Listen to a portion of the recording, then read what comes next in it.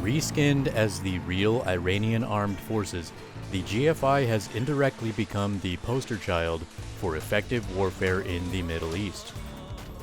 Though being revitalized at a time when the desert map fatigue has peaked, there is just something special and different about fighting for control over dusty, sandy borders with high-powered battle rifles and countless amounts of things that go boom.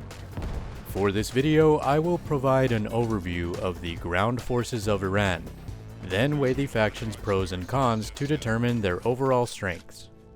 The Middle Eastern Alliance has been converted to the ground forces of Iran, including an overhaul of roles, and character, vehicle, and 2D textures have all been updated.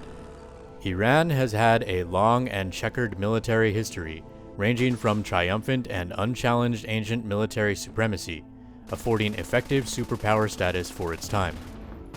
In-game, the GFI is distinguished by its use of arid camouflage, a desert DPM variant, for uniform pattern, woodland vests, and tan vehicle paint. Additionally, many infantry don green helmets, while Iranian SLs wear a black beret cover.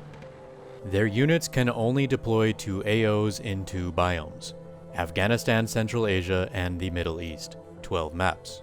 However, they can rival any adversaries in said theaters because of their lack of Blue 4, Red 4, or PAC alliance. Unit diversity is one of their strong points, as the GFI is ready to respond to threats appropriately by deploying one of 6 available unit types: air assault, armored, combined arms, light infantry, mechanized, and support. Their default division provides 1 T-72S MBT, 2 types of tracked BMP infantry fighting vehicles, and 1 mobile artillery variant BRDM scout car, as well as some full-sized and lighter logistics and transport VIGs.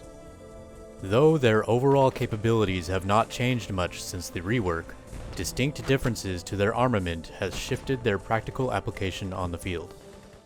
Operators who have failed to appreciate their rifles in the past will be glad to know several kits now offer AK alternatives, and squad leaders have the option of snagging an iron-sighted AR to disguise gunfire as friendly amidst Western enemies. Those who are responsible enough to handle the weight of a proper battle rifle are rewarded with satisfying stopping power while firing the fan-favorite G3, which is basically a DMR when the ZF-1 4X optic is equipped. To supplement their force's primary weapons, SLs and medics carry additional sidearm magazines, which adds just a minor increase to their CQB efficacy. Iranian crewmen and pilots also carry SMGs for those pivotal urban engagements, bolstered by a dedicated raider role who of course brings the MPT-9, an extra pistol mag, and 3 frag grenades. A highly sought after kit, their KLS Grenadier holsters an RPG with 5 frag rockets that are primed to decimate hostiles that are hiding inside walled compounds. My personal favorite perk, they have still got the OG MG3 and its stupid rate of fire, for 2 out of the 3 MG kits to choose from.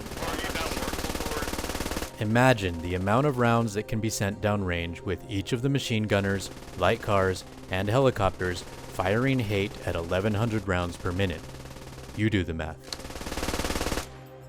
If explosions are more your thing, GFI primary lats wield a launcher with a 3X optic, and have 4 rockets available to enable some serious armor deterrence. Even more infamous, their secondary hat kit comes with 2 big boy tandems, and can acquire heavy targets at a distance, as it is also blessed with a 3X optic. Finally, commander abilities are of course more readily available for these independent fighters, since most Iranian armor give leadership the opportunity to call in assets well within their proximity. If you are not already familiar with this team's mobility advantages, you are in for a treat, as to this day they still deploy some of the most useful proprietary equipment in the game. First, their armored and mechanized divisions move logistics and infantry around in MTLBs that have an MMG turret built in, so that sluggish supply runners don't get caught off guard by harassment squads as easily. In contrast, more akin to their border patrol posture, non-armored units race across the desert in spheres, which come in armed or logistics variants and have such a small frame that they can sneak through some really cluttered compounds.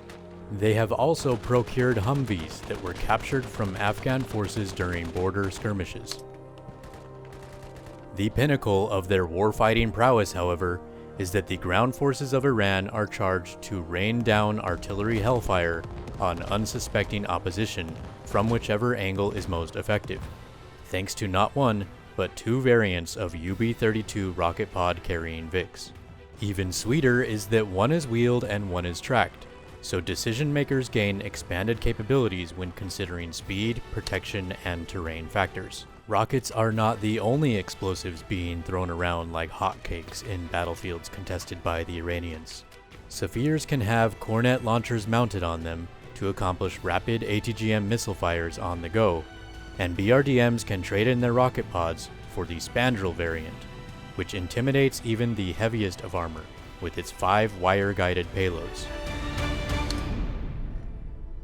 For traditional boots-on-the-ground infantry support, 2 variants of BMPs act as the faction's essential IFVs, each with modernized gunner technologies such as missiles and much-needed stabilization capabilities. One more thing to keep in mind, this faction does have 2 types of tanks creeping around out there, and their feared armored division still sends a total of 3 heavy bastards to counter hardened conventional forces with. Moving on to cons, poorly trained infantry combined with suboptimal loadouts is what holds the Iranians back, and it is what has caused this team to become least likely to be voted for. The G3 does not handle like an FPS AR. This weapon has some serious kick, and requires patience to achieve moderate accuracy. Each time the GFI is deployed, it can be assumed that it will be the first time many of your squad mates have ever touched the BR, so expect a plethora of scuffed firefights.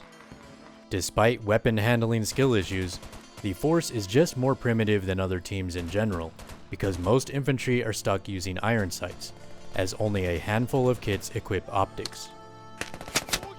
Furthermore, it does not help that the SVD of the Marksman, the faction's sole long-range kit, is only fitted with a 4x optic and no bipod, which means the whole damn team is without much of a useful Overwatch element.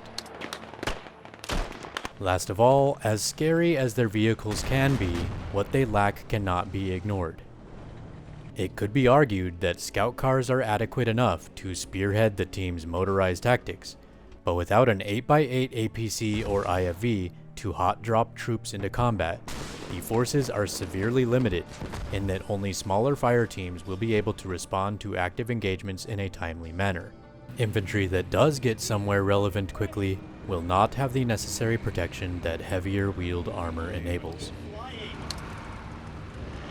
The ground forces of Iran meet the mark in many ways, both as a rival to other independent teams and as a competitor to the mainstream allied factions.